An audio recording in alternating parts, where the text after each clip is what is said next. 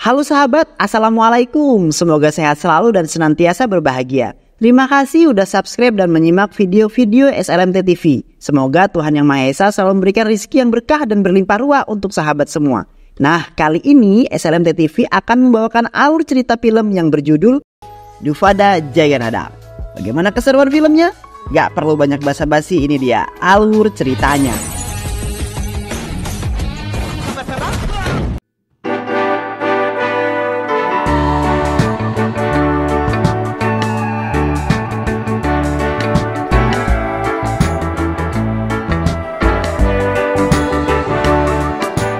Di awal film, kita akan diperlihatkan dengan seorang bocil yang bernama Dufada Jaganada. Saat itu ia mengantarkan ayahnya untuk mengambil gaji. Akan tetapi saat sang ayah menerima gaji, ternyata gaji itu tidak sesuai dengan apa yang diinginkan. Ia mencoba protes kepada bosnya, namun si bos malah menamparnya. Nadam yang melihat hal itu sangat emosi, akan tetapi ia mencoba menahan amarahnya. Keesokan harinya saat Nadam mengantarkan kakaknya ke kampus, ia melihat kakaknya yang diganggu oleh pria yang tak dikenal. Nadam yang tak bisa menahan amarahnya, ia pun langsung menghajar pria tersebut tanpa rasa takut. Ayah Nadam sangat marah kepada putranya yang tidak bisa mengendalikan emosi dan memiliki sifat pendendam. Akan tetapi hal itu Nadam lakukan karena ia tak terima jika keluarganya direndahkan. Saat itu juga ayahnya membawa Nadam ke kuil untuk diruqyah. Sesampainya di sana Nadam langsung didoakan dan dinasihati oleh pendeta. Setelah upacara doa selesai, pendeta memberikan Nadam sebuah jimat, yaitu berupa sebuah kalung bernama Rudra Suara. Saat kalung itu digunakan oleh Nadam, niscaya maka Nadam dapat mengendalikan emosi dengan baik. Keesokan harinya, Nadam mengantar ayahnya ke pasar untuk keperluan catering. Karena keluarga Nadam merupakan pengusaha catering kecil-kecilan. Saat sedang belanja, mereka terkejut ketika seorang polisi ditembak oleh penjahat hingga membuat polisi itu terluka di pergelangan tangannya. Nadam yang melihat hal tersebut mencoba bersembunyi di antara para pedagang. Akan tetapi saat itu Nadam merasakan jika kalungnya tersangkut dan saat ia berdiri kalungnya yang ia kenakan telah putus. Saat itu juga tiba-tiba Nadam tidak bisa mengendalikan emosinya. Nadam tak terima jika ada penindasan yang dilakukan. Ia pun langsung berlari untuk menyerang penjahat yang telah membantai polisi.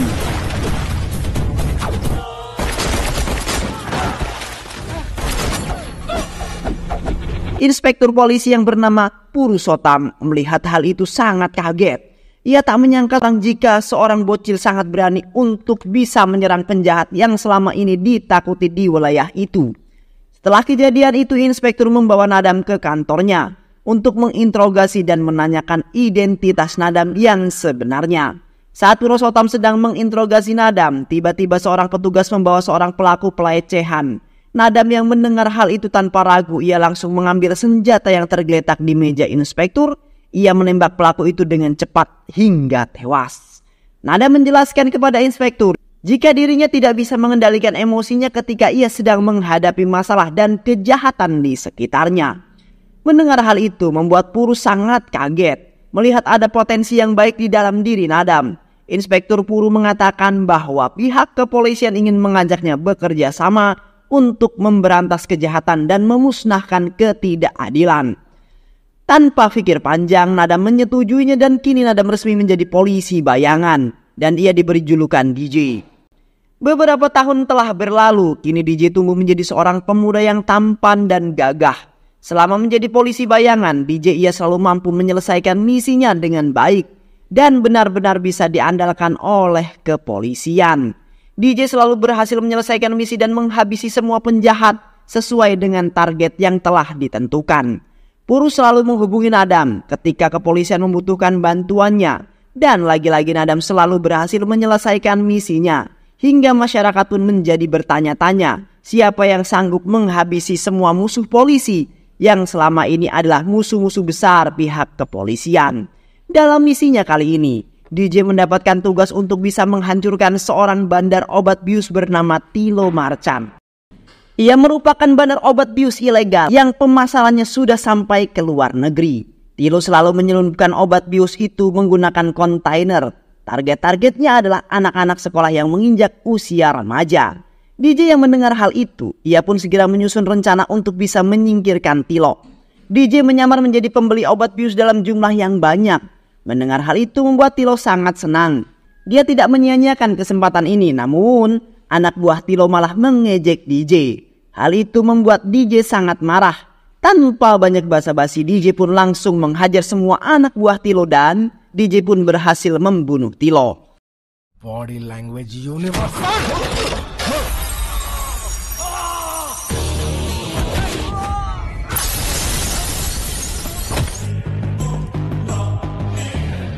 Sementara itu, di tempat lain, kelompok mafia bergerak di perusahaan konstruksi melakukan perbuatan yang kejam di luar usaha mereka kepada orang yang berani menentang dan mengancam pekerjaan mereka.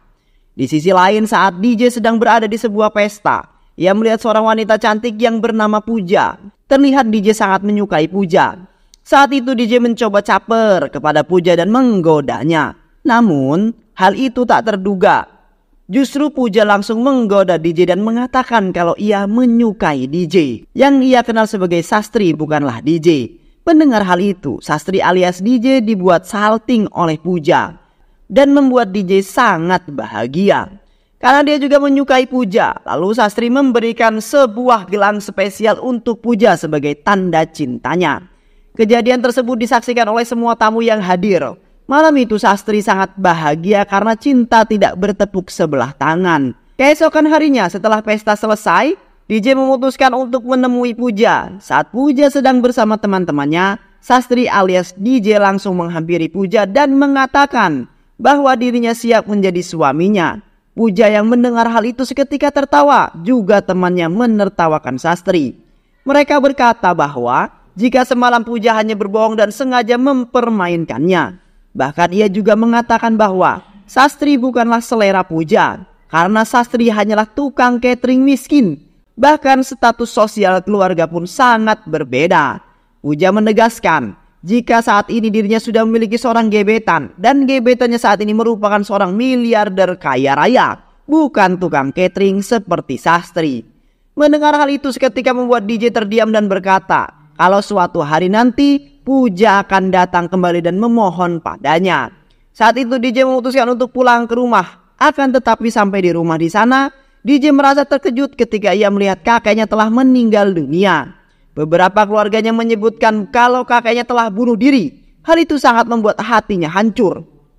Malam harinya, DJ menemukan surat yang ditinggalkan kakeknya dan di surat itu dituliskan kalau ia telah memesan sebuah apartemen yang menghabiskan semua uangnya. Namun saat cicilan terakhir ia malah tidak mendapatkan sama sekali apartemen yang ia inginkan. Bahkan setelah ia mengetahui kalau perusahaan itu adalah palsu, membuat kakek DJ sangat depresi dan akhirnya memilih untuk mengakhiri hidupnya. Keesokan harinya DJ menemui Inspektur Purus dan menceritakan semua kepada Inspektur. Mendengar hal itu membuat Inspektur merasa kasihan kepada DJ. Lalu Inspektur menjelaskan kalau Stephen Prakas adalah seorang di balik semua ini. Ia merupakan ketua mafia terbesar yang melakukan kriket dan bisnis hawala yang tiba-tiba menjadi ketua Agro Diamond 2 tahun yang lalu. Hingga menipu banyak warga dan menjanjikan mereka tentang perumahan yang murah. Dan mereka menargetkan para warga miskin untuk jadi korbannya. Hingga mereka kehilangan semuanya. Tak hanya itu, Inspektur Puru juga mengatakan bahwa kalau Samir Chandra yang merupakan seorang CEO dari Agro Diamond telah berhasil ditangkap oleh CBI. Dan besok ia akan diminta untuk memberikan kesaksian di pengadilan. Dan penangkapan Samir ini membuat Stephen ketar-ketir. Karena ia pasti akan memberikan kesaksian di hadapan masyarakat secara langsung. Hal itu tentu akan membuat perusahaan Stephen bangkrut. Sehingga Stephen pun pasti akan membunuh Samir. Lalu Inspektur memerintahkan agar DJ bisa menggagalkan pembunuhan Samir. Karena itu adalah satu-satunya cara untuk membongkar sindikat yang telah banyak memakan korban jiwa. DJ yang mendapatkan tugas untuk bisa menggagalkan rencana pembunuhan Samir Chandra di area pengadilan. Ia pun segera menyusun sebuah rencana. Saat di jalan tol, DJ sengaja menabrakkan mobil anak buah Stephen yang sedang menuju ke pengadilan. Dengan mudah DJ pun berhasil melumpuhkan satu mobil. Setelah itu DJ berusaha melumpuhkan 2 mobil lain di belakang. Lagi-lagi berkat keberanian juga ketangguhan, DJ berhasil mengalahkan semua anak buah Stephen. Dan saat itu juga DJ berhasil membuat Stephen Prakas terdesak. Lalu dia menekan Stephen untuk bisa membatalkan serangan untuk Samir Chandra di pengadilan. Atau ia akan menghabisi Stephen. Mendengar ancaman yang disertai todongan senjata dari DJ, seketika nyali Stephen Prakas ciut setelah melihat keberingasan DJ. Stephen yang ketakutan dan langsung menelpon semua sniper yang telah ia siapkan dan memerintahkan mereka semua agar membatalkan misinya untuk menghabisi Samir. Dan karena kejadian itu membuat perusahaan Agro Diamond mau tidak mau harus membayar kerugian sebesar 900 crore. Di sisi lain, Pooja pergi ke Abu Dhabi untuk menemui gebetannya. Sesampainya di sana, Pooja bertemu dengan seorang miliarder kaya raya bernama Avinash. Ia merupakan seorang pengusaha kaya di Abu Dhabi. Saat Pooja pertama kali melihat Avinash, ia sangat terkesan dengan apa yang ditunjukkan oleh Avinash. Namun setelah beberapa saat bersama Pooja, ia merasa kesal dengan tingkah yang ditunjukkan oleh Avinash yang selalu berbicara dengan arwah ibunya. Pooja merasa jika Avinash mengalami gangguan skizofrenia. Skizofrenia adalah gangguan mental di mana penderitanya mengalami kesulitan dalam membedakan khayalan dan realita. Pooja yang mulai bosan dengan Avinash saat Pooja melihat sebuah gelang yang telah Sastri berikan untuknya. Seketika ia tiba-tiba merasa rindu dengan Sastri. Pooja merasa bersalah dan telah bersikap berlebihan kepada Sastri. Sehingga ia memutuskan untuk pulang ke Chennai menemui Sastri dan meminta maaf atas perlakuannya padanya saat itu. Sesampainya di kediaman Pooja, Pooja langsung menceritakan tentang semua perasaannya pada ayahnya. Kalau ia mencintai Sastri, seorang tukang masak dari Annapurna Catering. Mendengar hal itu ayahnya sangat tidak setuju karena mereka bukanlah berasal dari kasta yang sama seperti mereka. Akan tetapi Pooja tetap mengeyel. Ia berkata kepada ayahnya jika ia benar-benar mencintai Sastri dan hanya ingin menikah dengan Sastri. Mendengar hal itu justru membuat ayahnya marah bisa-bisanya. Pooja suka kepada tukang catering. Ia tak terima jika Pooja menikahi tukang masak catering. Ia pun berusaha untuk menghabisi Sastri. Lalu ia menelpon Royala Nayudu dan memerintahkan anak buahnya untuk mencari pemuda itu. Ia juga memerintahkan Nayudu untuk menghabisi Sastri. Setelah mendapatkan info tentang keberadaan Sastri, para anak buah Nayudu datang ke kuil tempat Sastri berada. Sastri yang menyadari akan hal itu, ia pun mencoba mengalihkan perhatian mereka semua dan pergi menjauhi kastil. Mereka yang melihat Sastri melarikan diri, mereka pun mencoba mengejar Sastri. Sampai di stasiun kereta api tua. Sesampainya di sana mereka pun langsung menghajar Sastri dan mencoba membunuh Sastri. Namun Sastri bukanlah tandingan mereka. Justru Sastri lah yang malah berhasil membantai habis anak buah Nayudu.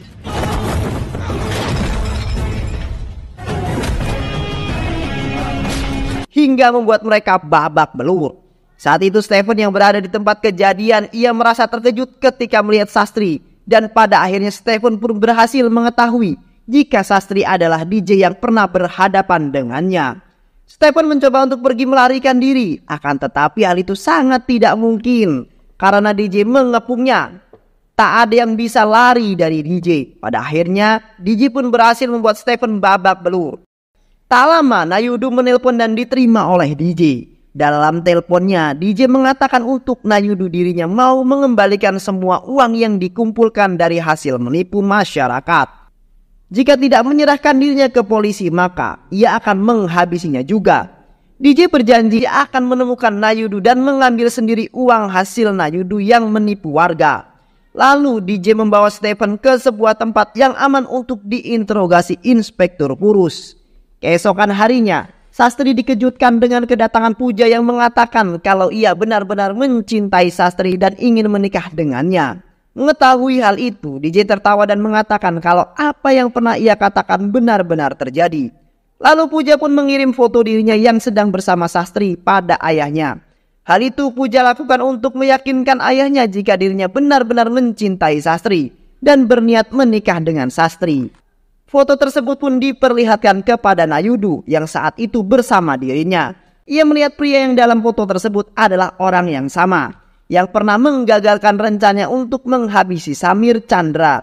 Untuk memastikannya, Nayudu menyusun sebuah rencana dan meminta menteri untuk menyetujui hubungan Pooja dan Sastri. Tak lama setelah itu, keluarga Puja pun datang ke desanya Sastri untuk memberikan restu tentang hubungan Sastri dengan Puja. Saat itu Royala juga ikut bersama mereka dan berpura-pura sebagai pengawal pribadinya. Ayahnya Puja, keluarga Sastri sangat senang ketika mendapatkan kunjungan dari keluarga Puja dan akan melamar Sastri menjadi menantunya. Mereka menjamu keluarga Puja dengan sangat baik, sementara Nayudu mengamati benar-benar siapa sebenarnya si Sastri sebenarnya. Hingga ia pun yakin kalau Sastri adalah orang yang sama dengan orang yang mengalahkan saat perjalanan menuju ke pengadilan. Tak lama setelah itu, Laksmi yang merupakan kakak perempuan Sastri berlari memasuki rumah dan menangis ketakutan. Ia menceritakan bahwa saat di perjalanan menuju rumah, ia diganggu oleh beberapa penjahat dan menyiramkan bensin ke tubuhnya.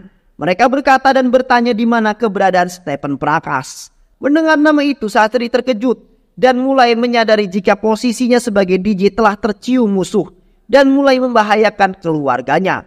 Tak lama telepon berdering mendengar suara sahabatnya penuh dengan ancaman. Dengan cepat Sastri mendatangi tempat sahabatnya dan melihat tengah digantung. Beruntung dia datang di waktu yang tepat dan berhasil menyelamatkan sahabatnya itu. Lalu DJ menemui Inspektur Purus dan menceritakan semua kejadian itu. Kepada inspektur ia berkata bahwa saat ini jati dirinya telah diketahui oleh para musuh dan mengancam keluarganya.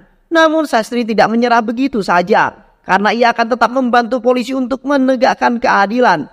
Dan dia akan benar-benar mengakhiri hidup Nayudu. Sastri juga yakin kalau ia mampu untuk menghabisi Nayudu. Lalu Sastri menyusun sebuah rencana untuk menjebak Nayudu and the gang. Hal yang pertama ia lakukan yaitu membawa keluarganya untuk bersembunyi terlebih dahulu.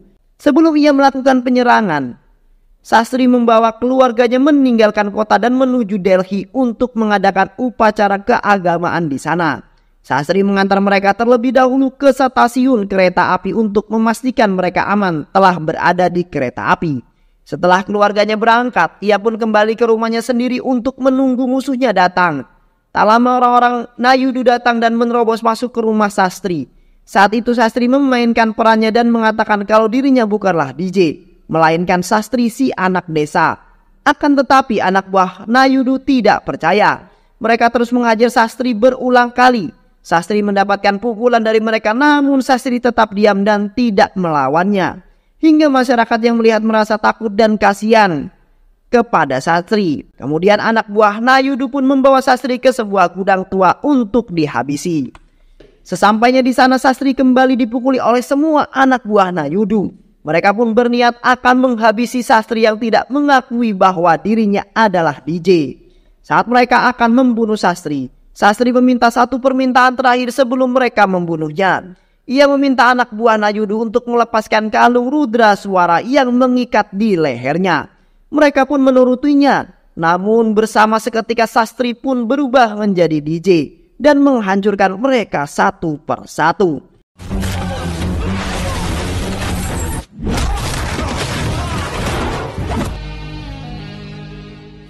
Setelah selesai dengan anak buah Nayudu, Sastri pun pulang dan menemui Puja. Ia menceritakan tentang jati dirinya yang sebenarnya pada Puja dan menceritakan kalau Nayudu adalah dalang di balik Agro Diamond yang telah banyak merugikan warga.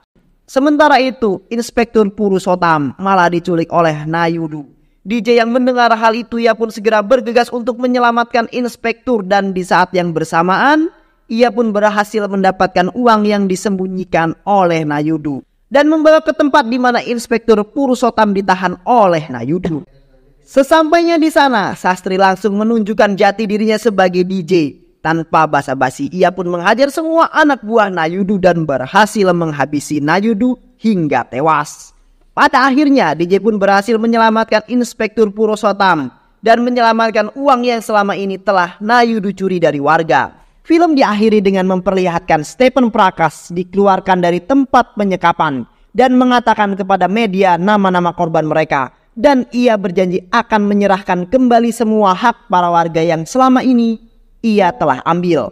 Dan film pun selesai.